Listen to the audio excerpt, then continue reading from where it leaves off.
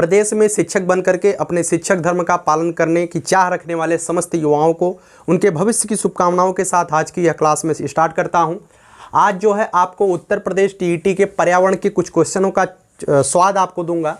जो लोग कहते हैं कि यूपी टीईटी पहाड़ है, तो मैं उन्हें दिखाने का प्रयास करता रहूँगा समय समय पर। यूपी टीईटी पहाड़ नहीं है।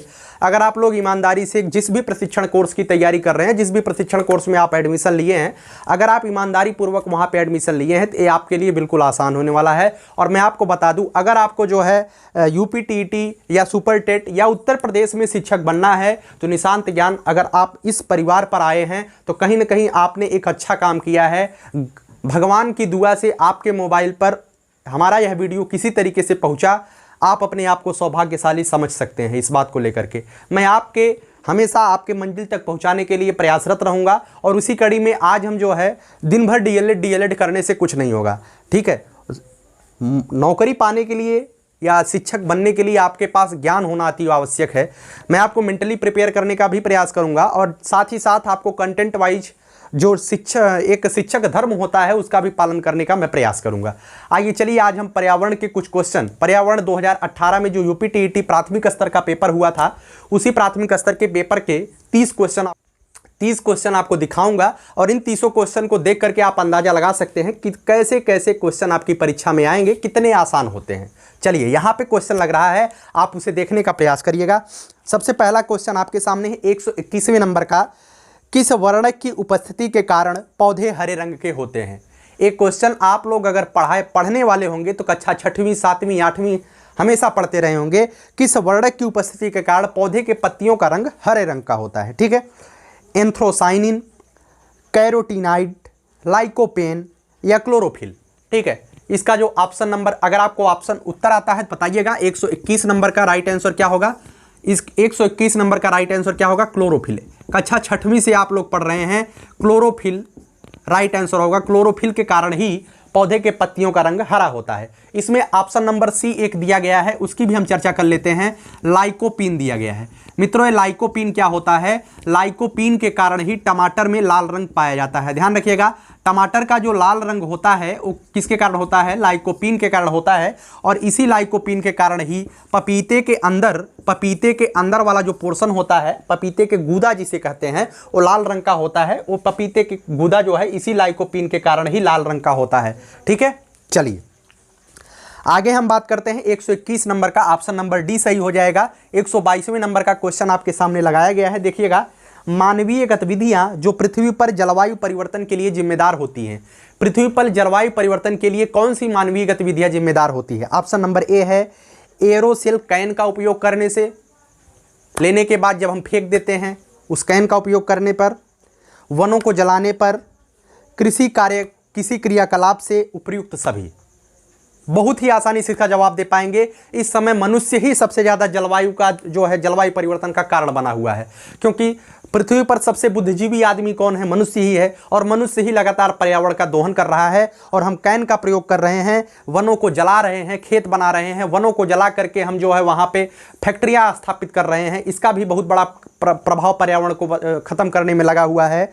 कृषि क्रियाकलाप भी हैं, हम पराली जलाते हैं, उससे भी हमारा पर्यावरण प्रदूषित हो रहा है, जलवायु परिवर्तित हो रहा है। इसका जो ऑप्शन नंबर डी होगा वो बिल्कुल सही होगा। 122 का ऑप्शन नंबर डी सही होगा, उपयुक्त सभी। चलिए अगले क्वेश्चन पर चलते हैं। अगला क्वेश्चन है यूफारबिएसी फैमिली का कौन सी फसल बायोडीजल उत्पन्न करने के लिए जानी जाती है? जब मैं आपको एक कहानी बता दूं, मैं बहुत छोटा था उस समय जो है गांव की प्रधानी में एक पौधा आया था। उस समय हम अपने गांव में नहीं थे, कुछ ननिहाल में थे। वहाँ पे मैंने देखा कि वहाँ के लोग इसे जैट्रोफा नहीं बोलते थे। वहाँ पे प्रधान जी की तरफ से गांव में पर्यावरण को पोषित करने के लिए पौधा आया हुआ था। तो हम वहाँ पे जब पहली बार हमने डीजल के पौधे का नाम सुना तो पहली बार हमें लगा कोई डीजल का भी पौधा होता है। जब मैं बाद में पढ़ाई लिखाई किया तो मुझे पता चला इसी डीजल के पौधे का नाम जैट्रोफा है। क्या नाम है? जैट्रोफा। क्योंकि आपके जीवन की हर एक पहलू आपकी सफलता के लिए जिम्मेदार होते हैं। हमने कभी उस डीजल के पौधे को देखा और बाद में जब मैंने पढ़ाई किया तब मुझे पता चला कि डीजल जो बनता है वो ज़मीन के नीचे से भी निकाला जाता है। और कहीं ना कहीं ये डीजल का पौधा जो होता है, जिसे जैट्रोफा बोला जाता है, इसका प्रयोग हम पर्यावरण संतुलन के लिए भी कर सकते हैं। ठीक है, तो इसका जो राइट आंसर होगा मित्रों, इसका राइट आंसर होगा बायोडीजल उत्पन्न करने वाला जो पौधा होता है उसका नाम होता है जेट्रोफा। क्या होता है? जेट्रोफा। ठीक है, ध्यान रखिएगा, बहुत ही इंपॉर्टेंट क्वेश्चन है और आसान क्वेश्चन इसे माना जाएगा। जेट्रोफा से जो है हम डीजल उत्पन्न करते हैं।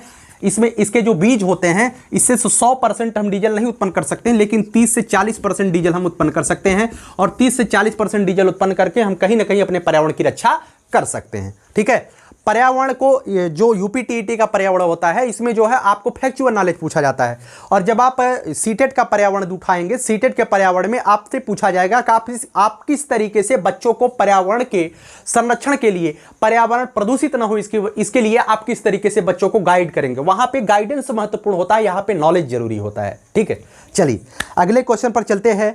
जड़ी बूटियों की रानी भारत की सबसे पवित्र जड़ी बूटी है। इस औषधीय पौधे का हिंदू धर्म में महत्व है। इसका वनस्पतिक नाम या साइंटिफिक नाम ओसिमम सैक्टम है। ओसिमम सैक्टम है।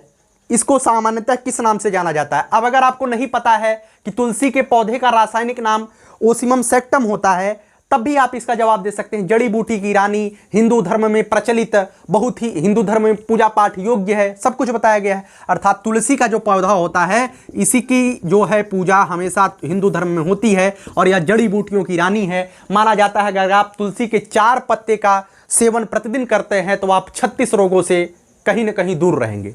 तो तुलसी के पत्ते का सेवन जरूर करिए।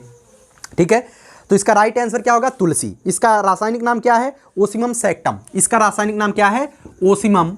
ओसिमम सैक्टम। याद रखिएगा, बहुत ही अच्छी तरीके से पूछा जाता है ओसिमम सैक्टम, कभी कभी पूछा जाएगा। मनुष्य का जो रासायनिक नाम है इसे भी ध्यान रखिएगा। मनुष्य का रासायनिक नाम क्या है? मनुष्य का रासायनिक नाम है होमो सेपियंस। क्या नाम है? होमो सेपियंस। अगर आपसे पूछा जाए कि आम का रासायनिक नाम क्या है, ध्यान रखिएगा, जो अभी फिलहाल हमारे दिमाग में मैं बता दे रहा हूं। आम का रासायनिक नाम पूछा जा सकता है मैग्नीफेरा इंडिका। क्या नाम है? Mangifera indica. इसे आप ध्यान रखिएगा और इसे आप नोट करते हुए चलिए। जितना मैं आपको जो है डिस्क्राइब कर रहा हूं, नोट करते हुए चलिएगा। ठीक है, अगला क्वेश्चन आपके सामने है, पीने के लिए सुरक्षित पानी को क्या कहा जाता है? हमने देखा था 2018 में जितने लोग पेपर देके आए थे, क्या गलती किए थे इस क्वेश्चन में।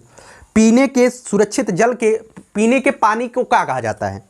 ऑप्शन नंबर ए है ताजा जल, बी है पीने योग्य पानी, सी है आसुत जल, डी है मलका पानी। अब बहुत लोग का लगा के आए थे, आप बताइए इसका राइट आंसर क्या होगा? इसका राइट आंसर होगा मित्रों ऑप्शन नंबर बी, पीने योग्य पानी। पीने के पानी को पीने योग्य पानी ही कहा जाएगा। ठीक है, पीने के पानी को कहा जाएगा, पीने योग्य पानी ही कहा जाएगा। ठीक है, अब कुछ लोग भैया का लगा के आए जानते हैं? कुछ लोग लगा के आए थे आसुत जल। का लगा के आए थे? आसुत जल। अब उन्हें हम बताना चाहेंगे आसुत जल पीने योग्य नहीं होता है। आसुत जल क्या होता है? बिल्कुल शुद्ध जल, बिल्कुल शुद्ध जल। इसका प्रयोग जो है हम कहाँ पे करते हैं? तो डॉक्टर लोग इसका प्रयोग कहाँ पे करते हैं? अपने जो आप लोग जानते होंगे, जब सुई लगवाने जाते हैं तो जब सुई जैसे मेगा पेन का इंजेक्शन लग रहा है तो पाउडर नुमा आता है, तो डॉक्टर साहब पनिया वाला शीशी फोड़ी है, ऐसे खींची है और डाल दी है, वही होता है आसुत जल। अभी वही पानी ही होता है, वो पानी ही होता है, लेकिन वो पानी नलका वाला पानी ना यूज हो सकत, वो आसुत जल ही यूज होता है। और आसुत जल शुद्ध जल होता है जिसका प्रयोग हम मेडिकली क्षेत्र में करते हैं। और जो पीने का पानी होता है भैया उसे पीने योग्य पानी कहते हैं। अब बहुत बड़े हमारे मित्र लोग इसमें भी गलती करके आ गए थे। चलिए, अब बहुत फेमस क्वेश्चन, यूपीटीईटी का बहुत ही फेमस क्वेश्चन, वर्ष 1984 की भोपाल गैस त्रासदी में निम्नलिखित में से किस गैस का रिसाव हुआ था? आप 126वां क्वेश्चन है, 126वां क्वेश्चन है, मैं आपको इसका डिस्क्राइब कर दे रहा हूं। 124वां मित्रों, बात थी 3 दिसंबर 1984 की। किसकी बात थी? 3 दिसंबर 1984 की। भोपाल की एक कंपनी थी, भोपाल की क्या थी? एक कंपनी थी। इसमें जो है मिथाइल आइसोसाइनेट, क्या नाम था? Methyl isocyanate. ठीक है, MIC से बोलते हैं, मिथाइल आइसोसाइनाइट। इसकी रिसाव हो गया। इसके रिसाव से बहुत ही ज़्यादा जनहानि जो है भोपाल में हुई थी। और यह जो है 20वीं सदी की सबसे बड़ी पर्यावरणीय घटना कही जाती है, कृत्रिम घटना। सबसे बड़ी कृत्रिम घटना जो है MIC 3 दिसंबर 1984 की रात जो घटना हमारे देश में घटित हुई थी भोपाल में, पूरे विश्व की सबसे बड़ी घटना कही जाती है, एशिया की, पूरे एशिया की या पूरे विश्व की मान सकते हैं, मिथाइल आइसोसाइनेट के द्वारा। और यूपीटीईटी का सबसे फेमस क्वेश्चन, यूपीटीईटी का सबसे फेमस क्वेश्चन। ठीक है, अगर आप हमारे साथ जुड़ते हैं तो विश्वास मानिएगा यूपी टीईटी के पर्यावरण या कोई भी सब्जेक्ट हो, हम एक एक सवाल आपको बता सकते हैं कौन सा फेमस क्वेश्चन है। फेमस क्वेश्चन हम आगे भी देखने को मिलेगा। चलिए अगले क्वेश्चन पर चलते हैं। विश्व पर्यावरण दिवस कब मनाया जाता है? हम मानते हैं 2011 से यूपी टीईटी हो रहा है। 2011 से जब 72,825 वैकेंसी आती है उसके बाद जो है उत्तर प्रदेश में यूपी टीईटी लागू हो जाता है। ठीक है, टीचर बनने के लिए आपको यूपी टीईटी पास करना पड़ेगा। और 2011 से लेकर के 2020 तक आप यूपी टीईटी निकाल के देख लीजिए, कम से कम 8 बार एक क्वेश्चन पूछा गया है कि विश्व पर्यावरण दिवस कब मनाया जाता है। ठीक है, तो विश्व पर्यावरण दिवस कब मनाया जाता है? 5 जून को मनाया जाता है विश्व पर्यावरण दिवस। अब जान लीजिए इसके साथ ही विश्व पृथ्वी दिवस कब मनाया जाता है? पृथ्वी दिवस कब मनाया जाता है? और जल दिवस कब मनाया जाता है? विश्व पृथ्वी दिवस 22 मार्च को मनाया जाता है। ठीक है, विश्व जल दिवस 22 अप्रैल को मनाया जाता है। और 22 मई को जो है, ध्यान रखिएगा, 22 मई को जैव विविधता दिवस मनाया जाता है। क्या मनाया जाता है? जैव विविधता दिवस मनाया जाता है। ठीक है, और एक क्वेश्चन और आता है 16 सितंबर को जो है ओजोन दिवस मनाया जाता है। क्या मनाया जाता है? ओजोन दिवस, जो यूपी टीईटी का फेमस है, काफी बार पूछा गया है। क्यों 16 सितंबर को क्यों ओजोन दिवस मनाया जाता है, यह भी पूछा जा सकता है। 16 सितंबर 1987 को मॉन्ट्रियल प्रोटोकॉल हुआ था। क्या हुआ था? Montreal protocol. ये मॉन्ट्रियल प्रोटोकॉल क्यों हुआ था? इस वजह से हुआ था क्योंकि पता चला था कि ओजोन में छेद हुई है। जब पता चला तो लोग हड़क गए, ओजोन में छेद हुई है तो बहुत ज़्यादा समस्या हो जाएगी। तो हड़कने के बाद मॉन्ट्रियल में एक समझौता हुआ लोगों के बीच में कि हम जो है ओजोन परत का जो छिद्र हुआ था, कहाँ पे हुआ था? दक्षिणी ध्रुव पर हुआ था। कहाँ पे हुआ था? दक्षिणी ध्रुव पर छिद्र देखा गया था। और ओजोन परत में जब छिद्र हुआ सब लोग परेशान हो गए। इस वजह से 16 सितंबर 1987 को जो है मॉन्ट्रियल प्रोटोकॉल किए और कहा गया कि हम 1989 से 2 वर्ष बाद 1989 से हर वर्ष 16 सितंबर को ओजोन दिवस के रूप में मनाएंगे। अभी फिलहाल की स्थिति यह है कि ओजोन का जो छिद्र था वो कहीं ना कहीं समाप्त हो रहा है। ठीक है, तो ओजोन के छिद्र होने में सबसे ज्यादा जो गैस कारक बनी है उस गैस का नाम है CFC। क्या है? CFC का फुल फॉर्म क्या है? क्लोरोफ्लोरोकार्बन। ये क्लोरोफ्लोरोकार्बन का है। जब आप लोग फ्रिजी में से पानी निकाल के बड़े डक डक डक डक पीते हैं ना, वही होता है CFC। फ्रिजी में से जो प्रशीतक गैस यूज किया जाता है वो CFC होता है। AC में जो गैस यूज किया जाता है वो CFC होता है। यही सबसे ज्यादा हानिकारक है। तो हम आप लोगों से गुजारिश करेंगे, अगर आप बड़े पोस्ट पर जाते हैं तो कम से कम भैया फ्रिजी का प्रयोग करिए। लेकिन जब पैसा होइए तो क्या माने वाला है, एकदम हुमुच के प्रयोग करिए, बिना फ्रिज के पानी पचबे न करे। चलिए अगले क्वेश्चन पर चलते हैं। एमएस स्वामीनाथन का थे, बहुत ही फेमस क्वेश्चन है यूपी टीईटी का। हरित क्रांति से एक क्वेश्चन जरूर आता है। एमएस स्वामीनाथन क्या थे? ऑप्शन नंबर ए है पारिस्थितिकी वैज्ञानिक थे, बी है पत्रकार थे, सी है कृषि वैज्ञानिक थे, डी है पक्षी वैज्ञानिक थे। हम आपको बता दें इसका राइट आंसर आप लोग बताइए, क्या थे एमएस स्वामीनाथन। ठीक है, एमएस स्वामीनाथन क्या थे? चलिए बताइए। एमएस स्वामीनाथन आप सभी लोग जानते हैं कि 1966 में, अगर आपको नहीं पता ध्यान रखिएगा, 1966 के अंतिम महीना रहा, नवंबर दिसंबर चलत रहा। 1966-67 में भारत में किसकी शुरुआत होती है? हरित क्रांति की शुरुआत होती है। किसकी? हरित क्रांति की शुरुआत होती है। अभी हरित क्रांति क्या रहा? हरित क्रांति यह था कि उससे पहले जो भारत में बीज वगैरह बोए जाते थे उसमें इतना कम पैदावार होता था कि उससे हम अपना पेट नहीं भर सकते थे। दुई परिवार अपना पेट खुद नहीं भर सकते थे। बगल वाला अगर कोई उद्योग कर रहा है तो उसका पेट हम कैसे भरेंगे? तो 1966-67 में ये स्थिति आ गई थी। मैं आपको एक कहानी बता दूं, देश में खाने के लिए कुछ नहीं पड़ा। 1965 में 1966 में लगातार अकाल पड़ गया। देश में खाने के लिए स्थिति इतनी खराब हो गई, देश में खाने के लिए 7 दिन का अन्न बचा था। उस समय की हमारी देश की प्रथम महिला प्रधानमंत्री आयरन लेडी के नाम से जाने जाने वाली इंदिरा गांधी अमेरिका सहयोग मांगने के लिए, वो दिन था कि हमारे देश की प्रधानमंत्री गई, उन्हें बरामदे में 30 मिनट तक इंतजार कराया गया कि अभी राष्ट्रपति जी खाना खा रहे हैं। अमेरिका वाले क्यों? उस दिन समय हम लोग अभी आज़ाद हुए थे, हमारे पास कुछ नहीं था। तो उन्होंने कहा कि अगर आपको नहीं मिलना बता दीजिए, हम उस योग्य हैं, हम बाहुबल पे जीते हैं। 200 वर्षों तक हमने अंग्रेजों की गुलामी किया, हमने किसी से सहयोग नहीं मांगा। हम आज़ाद हुए तो अपने बल पे आज़ाद हुए हैं। आज हम खाने के लिए अगर मर रहे हैं तो मैं सहयोग मांग रही हूँ, अगर आप सहयोग देना दीजिए, नहीं तो मुझे सहयोग की आवश्यकता नहीं है। हम भूखे रह लेंगे लेकिन इस तरीके का अपमान बर्दाश्त नहीं करेंगे। श्रीमती इंदिरा गांधी का कथन था। तो अमेरिका वालों ने कहा हम सहयोग करें, काहे नहीं करेंगे। तो उसने जो है गेहूँ दिया। जब गेहूँ दिया, जानते हैं गेहूँ का दिया? गेहूँ पहली बात, जितने भी जहाज हमारे बंदरगाहों पर आए, पश्चिमी बंदरगाह पे, सभी गेहूं के आधा से ज़्यादा सड़ा हुआ गेहूं, सबसे ज़्यादा यही नुकसान हुआ, सड़ा हुआ गेहूं दिया गया। और गेहूं में इतना खराब जो खरपतवार दिया गया, उसमें बीज डाल के दिया, खरपतवार का बीज। आज भी हमारे देश में, हमारे प्रदेश में होता है गांजा वाला पेड़, जो गांजा वाला पेड़ होता है वो अमेरिका की ही देन थी, उसे गेहूं हम डाल के दे दिए थे। आज हमारे यहाँ पूरे प्रदेश में, पूरे देश में गांजा वाला पेड़ निकाला जाता है, पाया जाता है। तो 1966-67 में हम लोगों ने हरित क्रांति की शुरुआत की थी। और अगर पूरे विश्व में हरित क्रांति की बात की जाए तो कौन जनक था? तो नॉर्मन बोरलॉग। क्या नाम था? नॉर्मन बोरलॉग, ठीक है। और भारत में बात की जाए तो भारत के कृषि वैज्ञानिक एम.एस. स्वामीनाथन जी उस समय जो है हमारे क्या थे? कृषि वैज्ञानिक थे, और उन्होंने ही हरित क्रांति का प्रयोग किया था। और इस हरित क्रांति में सबसे ज़्यादा जो फायदा हुआ था, किस फसल को हुआ था? तो गेहूं के फसल को सबसे ज़्यादा फायदा हुआ था। किसके? गेहूं के फसल को। अगर बात की जाए तो हरित क्रांति से सबसे ज़्यादा लाभान्वित होने वाला प्रदेश कौन सा था? तो ध्यान रखिएगा, पंजाब, हरियाणा और पश्चिमी उत्तर प्रदेश, यही सबसे ज़्यादा लाभान्वित थे, क्योंकि यहाँ के किसान पहले से अमीर थे। ये लोग जो है बीज फटाफट खरीद लेते थे, और जो नए ब्रांड का गेहूं आया था, इसमें जो है सबसे ज़्यादा सिंचाई की आवश्यकता होती थी, और हमारे पास सिंचाई का उतना साधन नहीं था। लेकिन पश्चिमी उत्तर प्रदेश के पास जो है नहरें पहले से थी, वो लोग प्रयोग इसका अच्छे से कर पाए। इसका राइट आंसर क्या है? कृषि वैज्ञानिक। ठीक, चलिए अगले क्वेश्चन पर चलते हैं। अब जल्दी जल्दी क्वेश्चन हम करा देते हैं, बाद में कभी कराएंगे, क्योंकि हमारा मोबाइल जो है स्विच ऑफ होने वाला है। ठीक है, चलिए।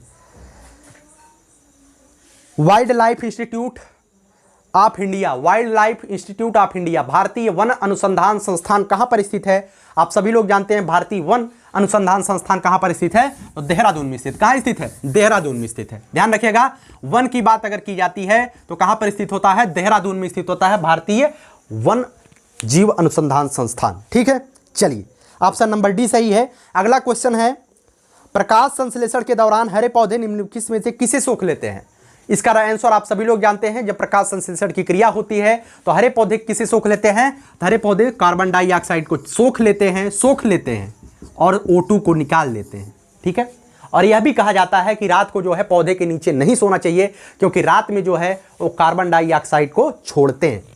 ठीक है, तो रात को पौधे के नीचे नहीं सोना चाहिए इसी वजह से। और दिन भर क्या करते हैं? CO2 को जो है सोख लेते हैं और O2 को निकालते हैं। जो ऑक्सीजन होता है प्राणवायु कही जाती है। चलिए अगले क्वेश्चन पर चलते हैं। अपशिष्ट उत्पादों को खाने वाले जीवों को क्या कहा जाता है? जो अपशिष्ट उत्पादों को खाते हैं उन जीवों को क्या कहा जाता है? जैसे कोई व्यक्ति मर जाता है, उसे जो है दफना दिया जाता है। दफनाने के बाद कुछ दिनों के बाद अगर कब्र आप खोदेंगे तो उसका केवल हड्डी दिखाई देगा, मांस फांस सब गायब। तो उसको कोई खाता है, उसी जीवों को क्या कहा जाता है? जो अपघटित करता है। अब ऐसा नहीं है, हमने मनुष्य की लाश का उदाहरण दिया, ऐसा नहीं है केवल मनुष्य की लाश ही खाई जाती है। आप कोई लकड़ी भी फेंक देंगे नीचे ज़मीन में, 10 साल दबी रह जाएगी, तो लकड़ी को निकालेंगे कुछ नहीं बचेगा उसमें, तो उसे भी कोई जीव खाता है। उसी जीव को कहा जाता है? उसे कहा जाता है, ध्यान रखिएगा, उसे क्या कहा जाता है? इसमें ऑप्शन नंबर ए है शाक भक्षी, बी है मृतक भक्षी, सी है मांस भक्षी, डी है रसायन भक्षी। क्या कहा जाता है? मृतक भक्षी। जो मरे हुए को खाता है उसे क्या कहा जाता है? मृतक भक्षी। ठीक है, चलिए अगले क्वेश्चन पर चलते हैं। जल्दी जल्दी क्वेश्चन देखिएगा। तप्त भौमजल से किस प्रकार की ऊर्जा प्राप्त होती है? तप्त भौमजल से किस प्रकार की ऊर्जा प्राप्त होती है? बताइए। ऑप्शन नंबर ए है भूतापीय ऊर्जा, बी है जल विद्युत ऊर्जा, सी है सौर ऊर्जा, डी है नाभिकीय ऊर्जा। अब इसका कुछ लोग आंसर क्या लगा दिए थे? तप्त भौमजल से कौन सी ऊर्जा? तप्त भौमजल, भौमजल से वो लोग तुरंत लगा दिए थे जल विद्युत ऊर्जा। अरे भैया, भौमजल से तप्त भौमजल से जल विद्युत ऊर्जा से मतलब नहीं होता है, जब पढ़ाएंगे तो बताएंगे। तप्त भौमजल से जो है भूतापीय ऊर्जा का मतलब होता है। तप्त भौमजल, ठीक है, भूतापीय ऊर्जा समझिएगा, बाद में बताएंगे, इसका पूरा डिस्क्रिप्शन देंगे। अब डिस्क्राइब नहीं कर पाएंगे, मोबाइल स्विच ऑफ हो जाएगा। चलिए अगला क्वेश्चन है, 16 घास स्थल कहाँ पे पाया जाता है? 16 घास स्थल, ध्यान रखिएगा। ये भारत देश है ना, क्या जानते हैं? भारत देश है, ये भारत का निचला वाला हिस्सा है, जानते होंगे। ये भारत है, और इस भारत में क्या है? ये पूर्वी घाट है। क्या है? पूर्वी घाट है। और ये क्या है भैया? ये पश्चिमी घाट है। और इसी पश्चिमी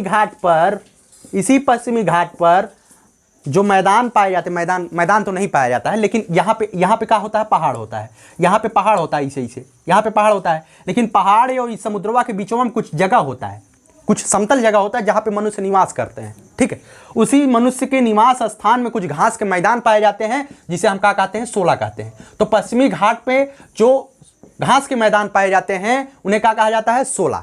ठीक है, अब हम थोड़ा सा आपको और जानकारी दे दें, मन नहीं मानता है। यहाँ पे जो उत्तराखंड वाला एरिया अब इसे जाएगा, इसे बन जाएगा भारत, बना नहीं रहे हैं। यहाँ पे उत्तराखंड वाला एरिया है, और यहाँ पे जो है जो पहाड़ी वाला एरिया हिमाचल प्रदेश, यहाँ पे जो घास के मैदान पाए जाते हैं उसे बुग्याल कहा जाता है। क्या कहा जाता है, बुग्याल, ध्यान रखिएगा। ठीक है, चलिए आगे बात करते हैं। भारत में पेलिकन पक्षी प्रजनन कहाँ है? भारत में पेलिकन पक्षी कहाँ प्रजनन करते हैं? अब पेलिकन आप सभी लोग इसे ही नहीं जानते, पेलिकन पहली बार नाम सुन रहे होंगे। पेलिकन पक्षी क्या होता है? जब पढ़ाएंगे तो पक्षियों के बारे में पेलिकन बताएंगे क्या होता है, लेकिन आपसे जानिए पक्षी होता है। और जो पक्षी होते हैं ये ज़्यादातर दक्षिण भारत में ज़्यादातर पाए जाते हैं, और दक्षिण भारत में ही इनका प्रजनन होता है। ठीक है, पेलिकन पक्षी जो है दक्षिण भारत में नहीं होते हैं, थोड़ा सा हम जो है विदेशी पक्षी होते हैं, लेकिन इनका जो प्रजनन होता है, अर्थात ये बच्चे पैदा करने के लिए जो इनकी अनुकूल स्थिति होती है, कहाँ पे होती है, दक्षिण भारत में होती है। और दक्षिण भारत के कुछ स्थान दिए गए हैं। वो पहला स्थान है कोक्कारबेलूर, अब 90 नहीं पढ़ पाएंगे आप लोग, कोक्कारबेलूर, नेल्लापट्टू और कुंथनकुलम, ये तीनों स्थानों पर जो है पेलिकन पक्षी अपना प्रजनन करते हैं। चलिए ऑप्शन नंबर डी सही होगा। 135वें क्वेश्चन पर चलते हैं। मिनी माता रोग ऐसी मछली खाने से होता है जिसमें अधिक मात्रा में क्या पाया जाता है? अब भैया मछली जो है आँख के लिए बहुत ज़्यादा लाभदायक है, लेकिन एक रोगो होता है मछली खाए से, क्या होता हुआ जान ला, मिनी माता रोग होता है। क्या होता है? मिनी माता रोग। अब मिनी माता रोग किससे, मछली में कौन सा पदार्थ ज़्यादा हो जाता है कि हमें मिनी माता रोग? मछली खाने से रोग तो नहीं होता है, लेकिन मछली जल में रहती है, और जल में जब उसकी मात्रा ज़्यादा हो जाती है, किसकी मात्रा? मिनी माता रोग, पारा। जब जल में जो है पारे की मात्रा ज़्यादा हो जाती है तो हमें रोग हो जाता है मिनी माता। ठीक है, तो मिनी माता रोग किसकी वजह से होता है? पारे की अधिकता की वजह से होता है। Option number C is the right answer. चलिए आगे बात करते हैं। ओजोन परत का अधिकतम ह्रास निम्न में से किस पर हुआ है? हमने अभी बताया था ओजोन की, जब हम डिस्क्रिप्शन कर रहे थे, पहली बार हमें कहाँ पता चला था ओजोन में छेद हो गया है?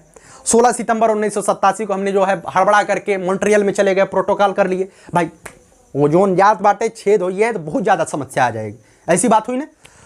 तो पहले कहाँ देखा गया कि ओजोन में छेद हुई है? पहले हमने बताया दक्षिणी ध्रुव पर देखा गया। दक्षिणी ध्रुव कहाँ? हमारे पीछे मतलब दक्षिणी ध्रुव पूरा ग्लोब है, ग्लोब में ऊपर वाला क्या होता है? उत्तर होता है, नीचे वाला क्या होता है? दक्षिण होता है। ठीक है, तो नीचे जो है दक्षिणी ध्रुव है, हमारे पीछे दक्षिण है, इसी वजह से मैंने बताया। तो दक्षिणी ध्रुव पर सबसे पहले छेद देखा गया था। ओजोन से क्या होता है? ओजोन परत की मोटाई कैसे नापी जाती है? तो ओजोन परत का जो मोटाई का मात्रक होता है वो डॉप्सन होता है। क्या होता है? डॉप्सन, ध्यान रखिएगा, डॉप्सन। ओजोन परत में बाकी अब छेद थोड़ा सा कम हो गया है, हम लोग मेहनत बहुत अच्छा किए हैं, तो CFC का प्रयोग कम करिएगा। चलिए अगले क्वेश्चन पर चलते हैं। इनमें से कौन भारत का मुख्य न्यायाधीश था? राज्य व्यवस्था से भी क्वेश्चन पूछा जाता है। भारत का प्रथम मुख्य न्यायाधीश कौन थे? जब हम कक्षा 5 में थे तो एक क्वेश्चन हम वही समय पढ़ लिए थे, वही समय क्वेश्चन हमारे दिमाग में आया था। छोटका सा जो सामान्य ज्ञान वाला किताबिया आता है उसी में से पढ़े थे हम। अब आप भी पढ़े होंगे। भारत के प्रथम मुख्य न्यायाधीश कौन थे उसी समय? हीरालाल जी अचकानिया। तो इसका जो राइट आंसर होगा पहला सही होगा, हीरालाल जी अचकानिया। समझ में आया? उसी समय पढ़िए थे हम। आप भी पढ़े होंगे क्योंकि आप भी जो है टॉपरे हैं। चलिए अगला क्वेश्चन है, रेड डाटा बुक किससे संबंधित है? रेड डाटा, अब 90 से जान लीजिए। रेड डाटा, रेड माने लाल, लाल के कर निशान है खतरा, लाल कहूँ जरा तरह था जिन जा भैया खतरा हुई है। तो रेड डाटा बुक का मतलब लाल लाल लाल लाल माने खतरा। रेड डाटा बुक में क्या होता है?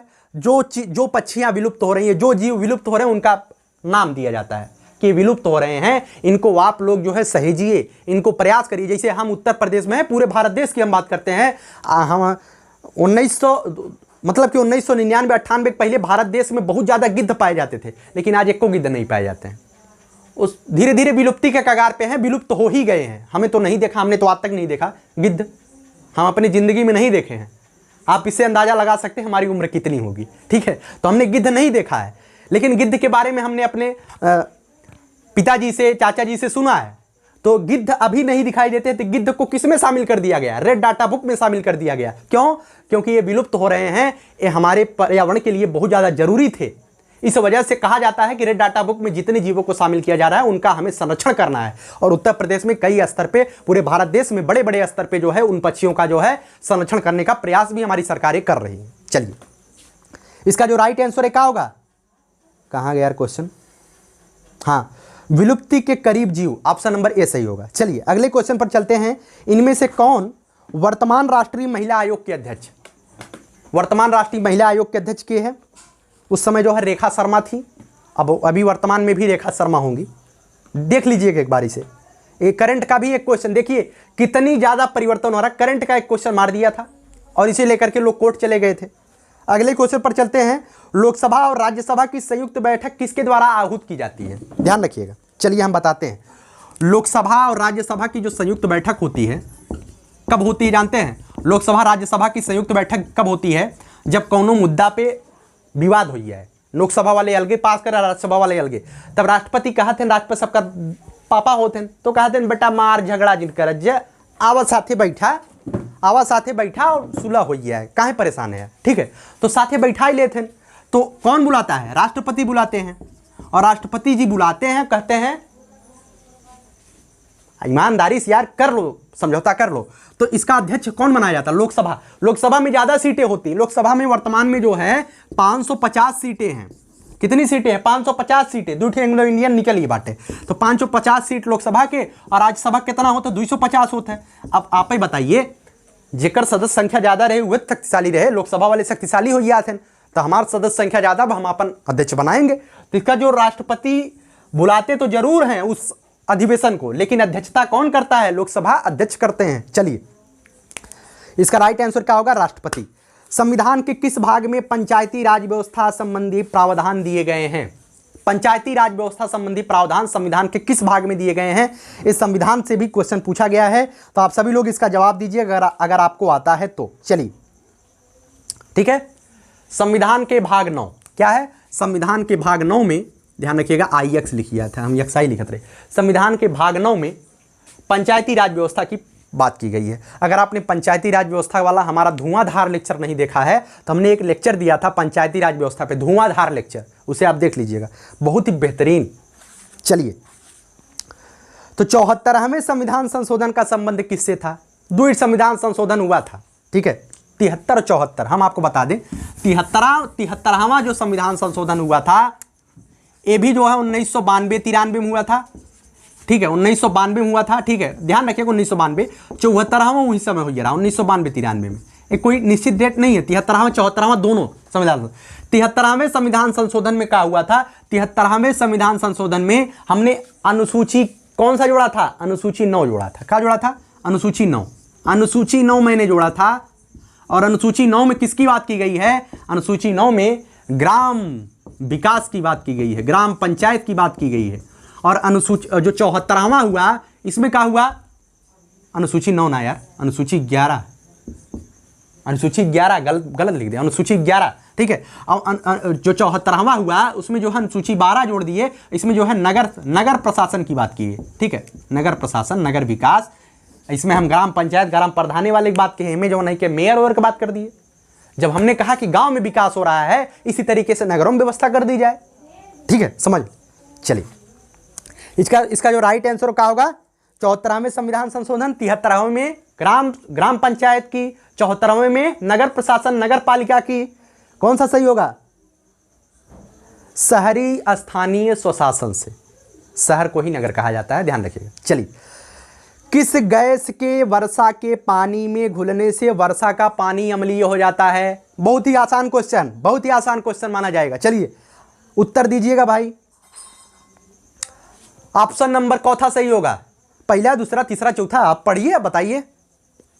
इसका जो राइट आंसर होगा ना, चौथा सही होगा। क्या होगा? Sulphur dioxide.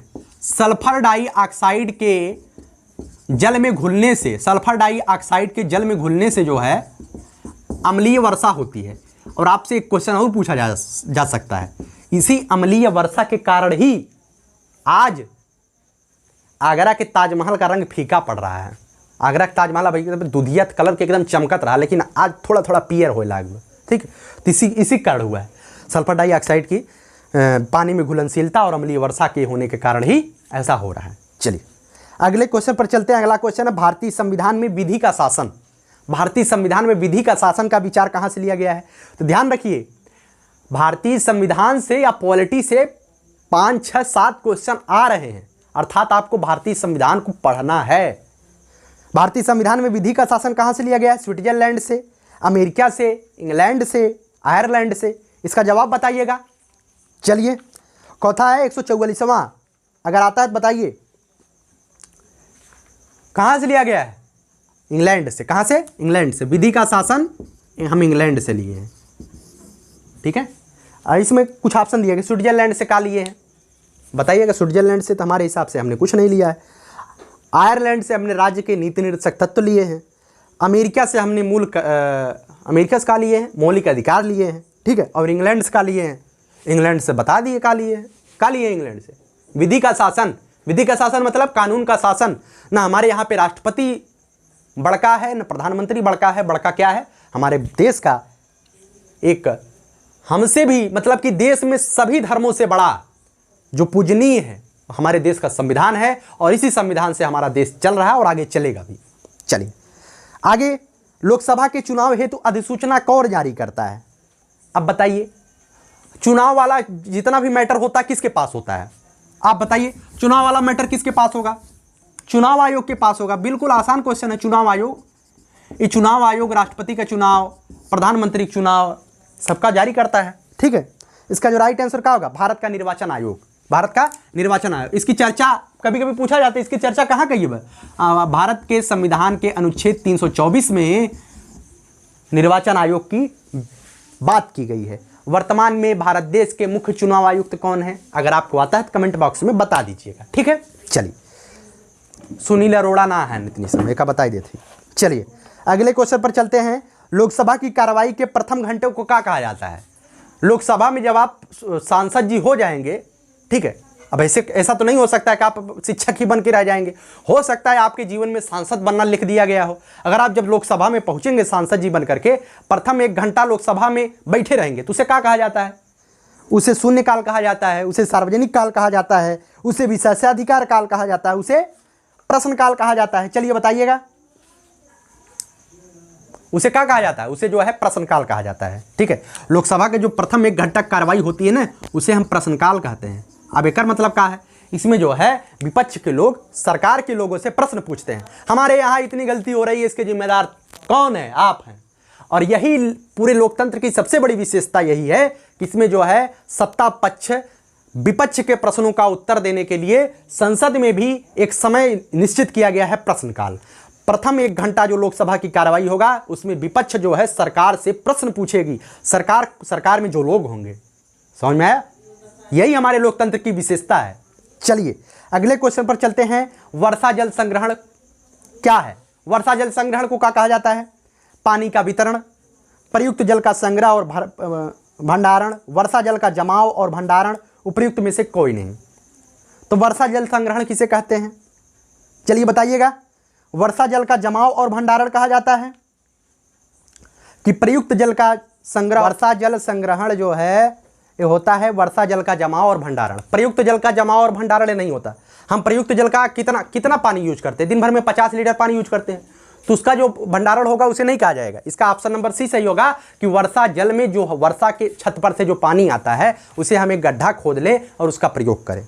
प्रयोग मतलब अंदर चला जाएगा, बाद में उसका प्रयोग हो जाएगा। Option number C is the right answer. चलिए, भारतीय गैंडा कहाँ संरक्षित होता है? गैंडा यूपी टीटी का सबसे फेमस क्वेश्चन। भारत में गैंडा कहाँ संरक्षित होता है? काजीरंगा नेशनल पार्क, असम में। क्वेश्चन पूछा जाता है, हम देख रहे हैं 2015 से लगातार। एक सिंग वाला गैंडा कहाँ पाया जाता है? असम, काजीरंगा नेशनल पार्क में पाया जाता है। आज पूछा गया गैंडा कहाँ संरक्षित होगा 2018 में, और 2019 में पूछा गया था कि एक सिंग वाला गैंडा कहाँ पाया जाता है। उसमें नेशनल पार्क नहीं था, उसमें राज्य दिया गया था। तो असम में पाया जाता है। कहाँ पाया जाता है? काजीरंगा नेशनल पार्क पाया जाता है, ठीक। चलिए, option number C is the right answer. अगले क्वेश्चन पर चलते हैं। अगला क्वेश्चन है, पारिस्थितिकी तंत्र में ऊर्जा प्रवाह के संबंध में कौन सा कथन सत्य है? सबसे पहले क्या होता है? सबसे पहले कौन होता है? सबसे पहले उत्पादक होता है, तब उसके बाद उपभोक्ता होता है, उसके बाद तब अपघटक होता है। बहुत आसान है। पहले कोई चीज़ पैदा होगा, जब पैदा होगा, जैसे गेहूं है, गेहूं पैदा होगा, तो उसके बाद हम काटेंगे, काटने के बाद मुंह में भकर भकर खाएंगे, खाने के बाद क्या करेंगे, बाहर फेंकेंगे। अपशिष्ट पदार्थ तो हमारे शरीर से बाहर में जाएगा, जब बाहर जाए तो उसका क्या होगा, अपघटक उसका खाएंगे, खा करके उसका खाद बनाएंगे। ये होता है और हमेशा सबके साथ ही होता है, हर एक जीव के साथ यही होगा। उत्पादक, उपभोक्ता, उसके बाद अपघटन। हर एक चीज़ विनिष्ट होनी है। हमने तो एक खाने का उदाहरण दिया, हर एक चीज़ यही होता है। मनुष्य जन्म लेता है, जन्म लेने के बाद मृत्यु होती है, मृत्यु होने के बाद कोई जला दिया जाता है, कोई दफना दिया जाता है, कोई पानी में प्रवाहित कर दिया जाता है, उसके साथ ही वही घटना होनी है। सबके साथ ही होता है। उत्पादन होता है, एक दिन प्रोडक्ट बन के हम लोग भी तो प्रोडक्ट के रूप में निकलते हैं, कहीं से डाउनलोड थोड़ी होते हैं। ठीक है, चलिए आगे बात करते हैं। कौन सी ग्रीन हाउस गैस वातावरण में सबसे अधिक मात्रा में उपस्थित होती है? सबसे अधिक मात्रा में कौन सी ग्रीन हाउस गैस वातावरण में उपस्थित होती है? जब हम ग्रीन हाउस प्रभाव पढ़ाएंगे तो बहुत ही अच्छे से बताएंगे, लेकिन यहाँ पे आप लोग कभी न कभी तो पढ़े ही होंगे। चलिए, सबसे अधिक मात्रा में क्या पाया जाता है ग्रीन हाउस गैस में? सबसे अधिक मात्रा में भैया CO2 पाया जाता है। ठीक है, मोबाइल यार स्विच ऑफ होने वाली है, 10% नीचे आई है। पता ना आवाज़ जा रहा है कि नहीं जा रहा है, मुझे नहीं पता है, लेकिन अगर आवाज़ जा रही होगी तो ये 30 क्वेश्चन आपके सामने मैंने डिस्कस किया है और आपके लिए मैंने मेहनत किया है। अगर आपको लगता है कि मैं आपके लिए काम कर रहा हूँ, पर्यावरण आसान है, ठीक है, पर्यावरण ही नहीं, शिक्षक बनना आसान है और हम बताएंगे शिक्षक बनना कैसे आसान होता है। जो लोग कहते हैं कि शिक्षक बहुत बड़ा पहाड़ है, हम उन्हें प्राइमरी के शिक्षक नहीं, प्राइमरी के शिक्षक का प्रोडक्ट बना के निकालेंगे। हमारे यहाँ से जो है प्राइमरी के शिक्षकों के प्रोडक्ट फैक्ट्री के रूप में काम करने वाले हैं। केवल आप लोगों को साथ रहा ना तो प्राइमरी के शिक्षकों की फैक्ट्री लगाऊंगा। आप लोगों को साथ रहा तो इस सपना जरूर हम साकार करेंगे। चलिए, बहुत बहुत धन्यवाद और वीडियो पूरा देख लीजिएगा। 30 क्वेश्चन है और यही 30 क्वेश्चन आपके माता पिता के सपनों को साकार करेंगे। ठीक है, चलिए धन्यवाद।